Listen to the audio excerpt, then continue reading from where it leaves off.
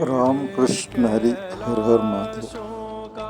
चारही बाजूनी बर्फाची पर्वते आणि मधोमध गंगेश्वर महादेवाचं मंदिर आणि त्या मंदिराच्या बाजूलाच अखंडपणे वाहणारा गरम पाण्याचा झरा.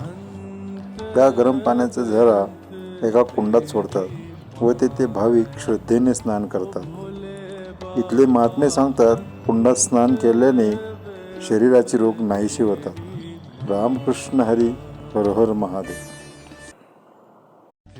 रामकृष्ण हरी हर हर महादेव. गरम कुंडातील पवित्र स्नानानंतर आम्ही पुढील प्रवासासाठी निघालो.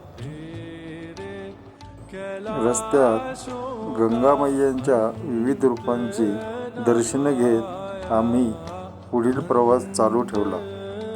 रस्त्यात आम्हाला सुखी टॉप येथे सफरचंदाच्या सुंदर अशा बागा लागल्या. त्या बागेतून चालत आम्ही सुखी टॉप येथे पोहोचलो.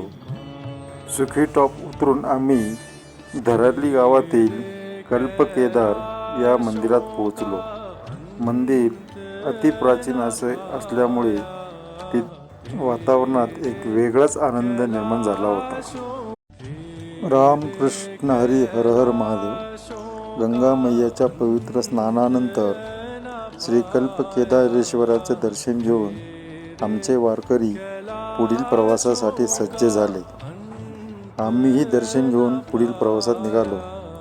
सृष्टीच्या निसर्गरम्य वातावरणाचे देखावे पाहत पाहत आम्ही गंगोत्री धाम येथे पोहोचलो. आज प्रत्येकाच्या चेहऱ्यावरती आनंद झळकत होता, कारण आज आम्ही आमच्या द्वितीय धाम गंगोत्री येथे पोहोचलो होतो. गंगा मैयाचे दर्शन घेऊन आम्ही दंडी स्वामी आश्रमात मुक्कामासाठी आलो. रामकृष्ण हरी.